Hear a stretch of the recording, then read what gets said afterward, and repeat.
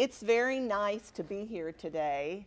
I have been in the education arena in Kentucky for about 40 years, so I am very familiar with what goes on in school settings at the state level and at the local level. So I applaud you all for what you do each and every day. I think it gets to be more of a challenge rather than less of a challenge, whether you're in the support service arena that I worked in for probably half my career, or the instructional arena that I worked in for the other half of my career.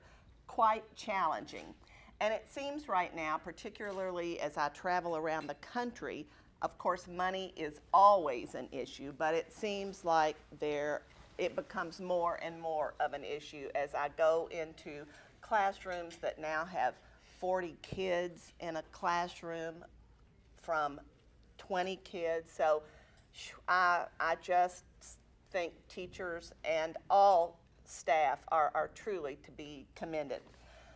Our programs that we work with in USDA really are the food security or the food safety net for our country. So we oversee all of the SNAP, which is the old food stamp programs, WIC, all of the commodity programs, as well as all of the school programs, and that is my background. So school lunch, school breakfast, fruit and vegetable program, after school snacks, and now the supper program. So we truly feed kids in many parts of our country on school days most of the food that they might get. But school districts choose and they serve a variety or combination of those particular programs. We feed about 32 million kids lunches every day and about 11 million kids to almost 12 now kids breakfast each and every day. The thing really that I am going to focus on here today though is our Healthy Hunger-Free Kids Act that was passed, thank goodness I might add, at the 11th hour in December of this past year.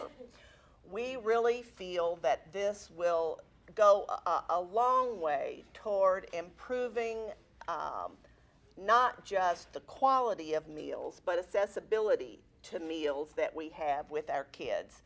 Now, you all know as well as anybody, in our country now, we really are facing a two-pronged challenge right now. And we are so fortunate that for the first time in my memory, truly, the President has been so engaged in these particular issues. And the issues are hunger, and you all see that firsthand in schools each and every day. And living in the little community I lived in Hardin County, Kentucky, just kind of a middle class area, nobody, when I would go to church on Sundays, truly believed, I think, that we had real hunger in that community. You all can put yourselves where you are in your school districts, even some predominantly affluent school districts, and you probably have true hunger. We're talking about kids that go full days with no food. And in this country of ours, that is just not acceptable at all. And we know in school, and I can remember back in the days when I was in the classroom, you can tell kids when they come in the morning if they haven't eaten. You can tell kids that are causing more discipline problems. You can tell kids are hungry because they may lay their head down on their desk, or they get sick in the morning. All of these things we know are really characteristics of kids that are not ready to learn. In my role as a director back for 25 years, it always amazed me that principals would get so excited come test time because they wanted to make sure that the kids have had a good, nourishing breakfast or good snack. And of course, in the child nutrition arena, we all just kind of chuckle to ourselves, and we would say, you know, a kid can only give back what they know. If they're ready to learn and well nourished each and every day, that's what's going to make a difference on those test scores. So slowly people are beginning to understand the relationship between good, healthy kids and their ability to learn and do well in the classroom. So we really have to put that message out there. You're not going to have kids that are going to do well in the classroom even if they haven't had physical activity. And it's funny how we go through cycles in education. I remember back in the early 90s when recess was almost a dirty word. And now we realize that kids need that to get that energy up and going, to get their metabolism going. They need food. And to get the most out of those literally billions of dollars spent on education in our country, if we want to get the most bang for our buck, we're going to make sure those kids are nourished and ready to eat. It's so simple, and yet it is such a challenge at the same time. So hunger is one of those issues. The other issue that we're facing is obesity. And that also is causing a dramatic negative effect on our country. It's causing issues in the classroom, it is causing issues on the workplace, and it's causing issues in communities. We now are spending in this country almost 150 billion, billions are beyond me, but $150 billion a year we spend on issues related directly to obesity. So you stop and think what we could do. I always relate back to schools because that's my life. Think what we could do with just a portion of that in schools if we had that money that we could use in the classroom. It really is just throwing money to the wind. It's money we don't have to spend. We just have to teach Americans how to eat. Now, you all know as well as I do, the first that everybody wants to point a finger at is the school system. When in fact, we have to, you know, the food we serve, even in the worst programs, the food that's served in the cafeterias has criteria it has to meet. It may not be the fanciest food in the world, but that's not what's causing the obesity problem. Now, perhaps sometimes what we offer down the hall to make money to operate the copy machine or to dress the football team or whatever we do, those things might contribute to obesity. But again, what we've got to recognize as Americans is this is really a societal issue. It's not just at school, it's not just at home, it's not just in the community, but it's almost a way of life. It is what we have conditioned ourselves now to think is normal. It's not just also what we eat, but it's amounts that we eat and it's frequencies that we're eating those huge amounts. I would say when you all go out to eat tonight, but since it's almost dinner time, if you get to eat tonight, wherever you go, just look at the portion size on your plate. Or think back to when you ate at a restaurant maybe last night. Our portion sizes now are literally often enough for a family of 4. I eat out a lot here in DC because I travel so much that as soon as I get all those fresh foods in, I'm off and then I throw it away. So I do eat out a lot. And I've gotten to the point I say, I would like this, but I want only half. I'll pay you for the full amount, but I only want half. I have had 3 and 4 chicken breasts, 1 serving here in the DC area. The crazy thing is, in our minds, many of us are now conditioned to think that's normal. And so we eat it all. And consequently, we have gotten larger and larger and larger, and we don't understand why.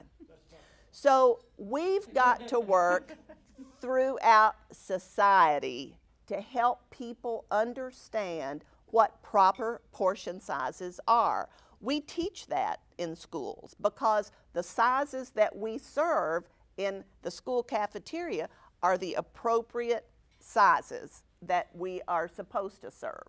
So I say all that to say that we've got to work in schools in the cafeteria.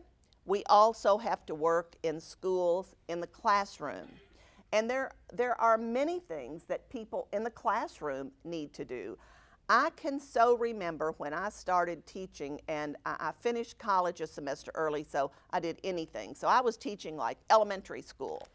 And these little 3rd graders that I was teaching, I'll never forget this. Their eyes are this big when they come up to you and they think you hung the moon. And whatever that 3rd grade teacher does is like, that's what I want to be when I grow up. You could see that in their faces. And so as teachers have 20-ounce soda sitting on their desk, that's what I want to do when I'm a 3rd grader, because that's what my teacher does. Now, I'm not saying that soda is bad. In fact, sometimes when I get with some that are these nutrition zealots that I sometimes call them, I'll intentionally order a soda just to say, portion size, frequency is what's important. And that's what we need to try to be teaching kids. We're saying in schools now, school's not the place that we should be selling soft drinks all day long. But when they go to the ball game on the weekend, it's okay to have a Coke or a Pepsi or a whatever it might be. Frequency and portion size. The same thing is true with teachers. And I met last week, this week has just gone on and on, with the deans of land-grant colleges to say we need help in colleges and universities. We need to work with our teacher educators that are teaching these young teachers to help them understand when they're in the classroom, they have a role to play. The kids look up to those teachers. The kids also, if in fact when a kid gets all their spelling words right, we tend to still teach those teachers to give them a Hershey Kiss or to give them candy. We use food as a reward. That's not what we should be doing in the classroom. And yet these young teachers coming out, they look up to those teacher educators, and if that's what they're being taught, then that's what they are going to teach. When we've been working very closely with the Department of Education and working with Arnie Duncan and some of the folks over there, and they said, well, you know, we do still have some teacher ed programs that are teaching like they did in the 50s. We all need to work with those folks to help them see the difference. And I tell you all these little stories to try to point out that everybody has a responsibility, and we have to look at where we are, recognizing where we need to get, and see what our role is to play in that. Well, one of the roles that we play in the school nutrition arena is to help kids learn to eat healthy food. And we know that even though many schools offer lots of fruits and vegetables, maybe the kids aren't eating the fruits and vegetables at school. And we wonder, why is that? If you talk to many people in the school nutrition arena, they will tell you that many kids that come through the line have never even seen some of the fruits and vegetables that are being offered.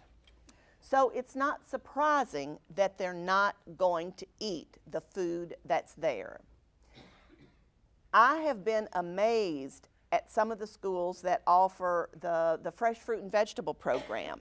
And when the teachers take the fruits and vegetables in the classroom and they talk about the fruits and vegetables, and they talk to the kids before they eat them about what it does for the body, and you know, this can be cooked and it can be raw, and on and on and on, almost every child ends up taking it, tasting it, and liking it. Because when the other kids accept it, they like it as well. So what we've got to figure out a way to do, I know we have duty-free lunches in schools now, but we've got to figure out a way to get adults back in the cafeteria. I visited a school in Idaho last fall that had seniors coming in and eating with kids during the cafeteria, during the lunchtime. Those seniors were eating the fruits and vegetables and talking to the kids, letting them know what they were, and sure enough, those kids ate them all. Jackson, Mississippi, the superintendent there, I'm not saying that this is what should be or not be, I'm taking the neutral road, but he requires his teachers to eat in the cafeteria with the kids. I was shocked when I went in. The kids were eating all their fruits and vegetables, and it didn't even dawn, you know, that correlation didn't even dawn on me until later when I was thinking back. Why was it that those kids were eating? Well, they had adults that were eating and talking to the kids. So, you know, that's a challenge, something though that we could probably work in communities and do. We also are working with the First Lady's Let's Move right now, and you all probably have heard of that. This is a challenge for all of us to work in communities at the local level. We can mandate, dictate, and whatever here in DC that something be done. But unless people at the local level pick it up and run with it, we're not going to make much progress. So the Let's Move movement in schools, we are working on our Healthier US School Challenges in schools that incorporates nutrition education, physical activity, and good food in the cafeteria, good nutritious food, good wellness policies. And it also looks at how many children are actually participating, because again, you can offer, but if participation is not taking place, we're not getting very far. Also, we're having chefs move to school, which is a new movement that we have now. A little challenging if you're in the cafeteria to some, but we're seeing some programs that are really very good and very positive, and working together again to get things that kids will eat. And you know, when someone walks in the school and they have on a white coat and a big chef hat, kids listen. So whatever it takes to get that to happen, we are all for. Well, there are a number of additional Let's Move activities that are still being rolled out, and we're excited to be a part of that. What I would like to spend, though, just a few minutes on, and I know that we want to leave plenty of time for questions and answers, is actually the Healthy Hunger Free Kids Act itself. Some will see it as a challenge. I've heard a few have said it's impossible, and I have seen some and heard some that have said, what a great opportunity. So I think it kind of depends on where you are in the cycle as to how you might look at some of the programs that are actually a part of that new Healthy Hunger Free Kids Act. I guess the thing that's in the forefront right now is the new nutritional standards that will be a part of the menu. And I need to say, before we get into those, they are open for comment right now. It's out there. It's in the rulemaking process. This is part of that I don't totally understand, but evidently when it's in the rulemaking process and it's open for comment, we are limited as to what we can say about it. We can tell you the facts, but we can't really get into deep discussion on it. So in saying that, I will say, generally speaking, the new guidelines will make our food in the cafeterias, the standards national, because what a kid needs in California should be the same that a kid needs in Maine. And what we had done in the school nutrition arena back probably during last reauthorization, about the time when wellness policy started before, we got to the point that each state almost tried to outdo the next state with nutrition standards. If you do this, then we're going to do a little bit better in this state. Well, we can outdo you over here. We're kind of competitive in the education world, I think, sometimes. And what happened is we had so many different standards for the same product. It really not only was almost impossible for our industry partners, every different production of, let's say, a hamburger patty raised that cost more and more. It also really did not make enough difference to warrant those changes. So what USDA did is work with the Institute of Medicine to get standards based on scientific research. We have minimums and we have maximums, which I was thrilled about, because even in one school, as we discussed earlier, you're going to have kids that are truly hungry, that need more calories, and you're going to have some kids that are obese and probably don't need quite as much. So we do have minimums and maximums on our nutritional levels as a part of this. We're also seeing, as a part of the new law, a recommendation for more more fruits and vegetables as a whole offered, whether they be frozen or fresh or whatever, more fruits and vegetables. Also, a recommendation was made for additional whole grains. We are not eating enough whole grains as a country.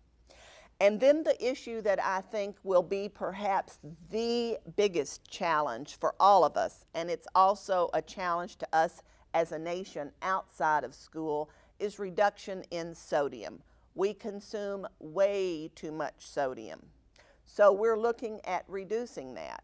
Now, one of the things I've been saying to industry folks around the country, if we make these great changes in school and change a kid's palate so that they might accept it, if we don't make similar changes to the outside world at the same time, we're not going to make much progress at all. In fact, we just may set up a new opportunity for contraband salt shakers in the halls. So we're going to have to be really careful as we go forward. And we also recognize it's going to take a while to change the palate. So we are going to, it's recommended that this be a phase-in as we go through. Another thing that we are seeing is the expansion of the after-school supper program. That was also a part of the legislation. It had been a pilot in, I don't know, 18 or 19 states, and this is going to be expanded nationwide so that everybody through our child and adult care program would have an opportunity. Some may offer it in schools, others may offer it at places where after-school care is provided. It may be YMCA or whatever, but that would be available in all states. We are also going to really try to make sure that all children that are eligible for free and reduced price meals have access to those meals, actually be certified in the school so that they can participate. And you know, a concern of mine is that not only do we need to make sure that those kids are identified and are approved for free meals as a part of our program, but we need to make sure that the meal program is the accepted place for all children to eat. Because if you get to the place that it's not cool to eat at school, everyone else is going off campus and doing something else. If I'm a free kid and I'm starving, do you think I'm going to humiliate myself by going in that cafeteria? Not a chance. So we've got to work hard to make sure that the cafeteria is a great, fun, inviting place for all kids, no matter what. And that is sometimes a challenge. Summer programs are another program that we are really going to be pushing more than we have in the past, and also looking at perhaps some pilots of non-congregate ways of feeding.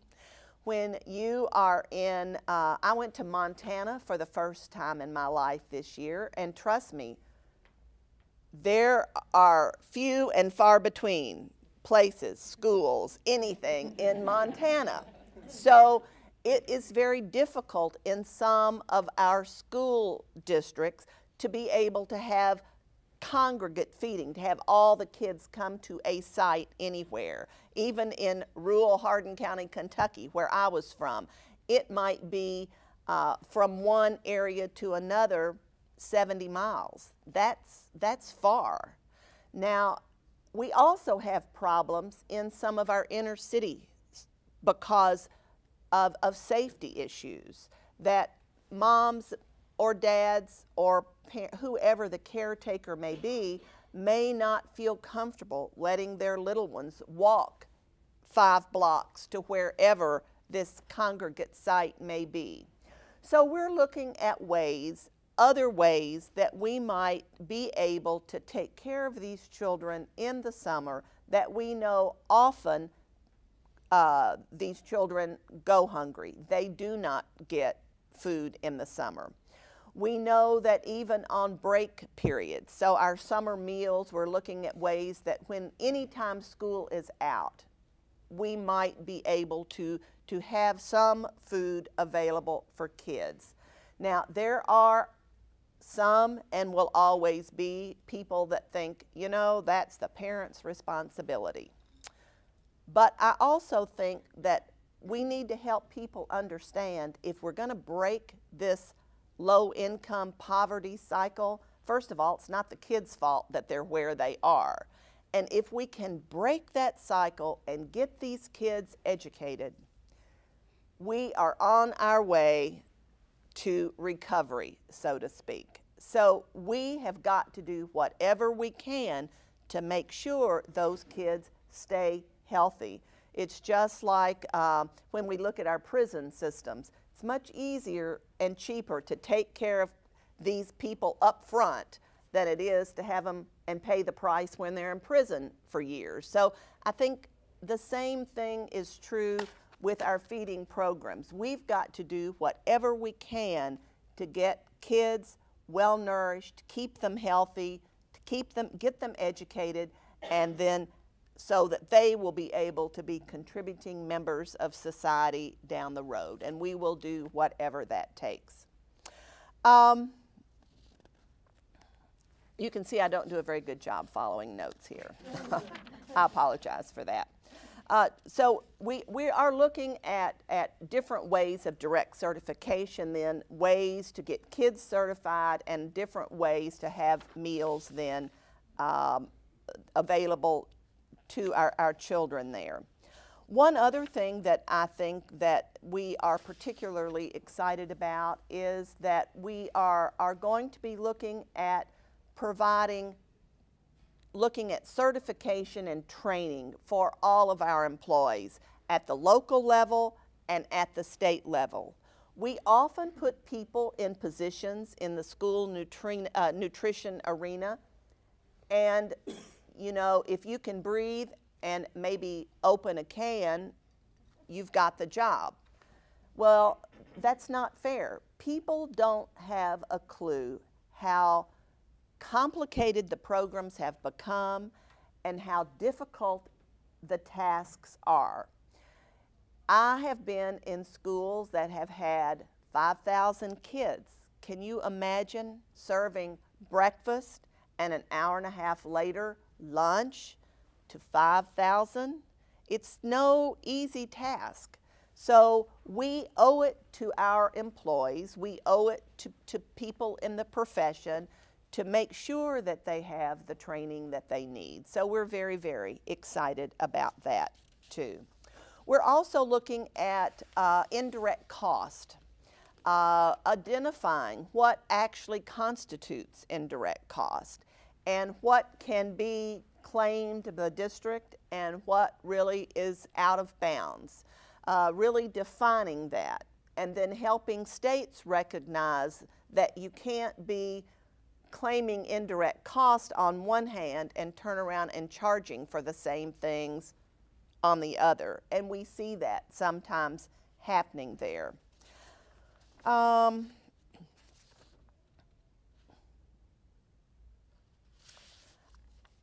guess those probably are the one other, I guess, that we've heard some discussion about is paid meal equity. And I don't know if you all, any of you all have heard of that or not.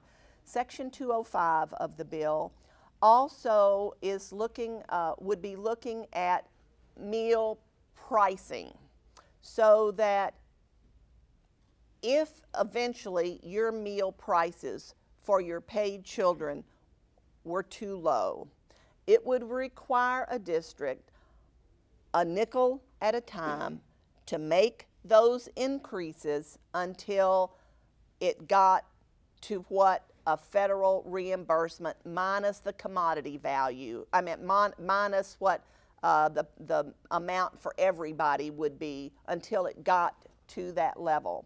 You figure that amount, you round it to the lowest nickel. Some school districts will not be affected at all. Others will be. SNA, the School Nutrition Association, had their legislative action conference last week. We had a number of directors that were thrilled with Section 205 because they had been trying to get lunch prices raised forever and couldn't.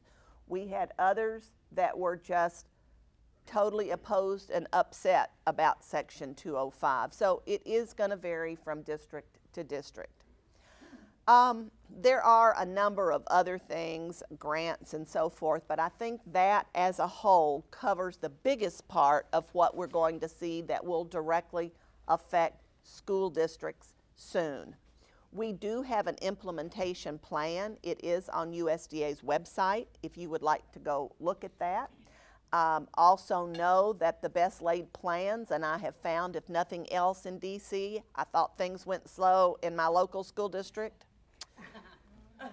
Things move very slowly in Washington. So even though we have a lot of plans for things, hopefully we're on target. So we are working as quickly as we can to get some of the rules and guidance out there.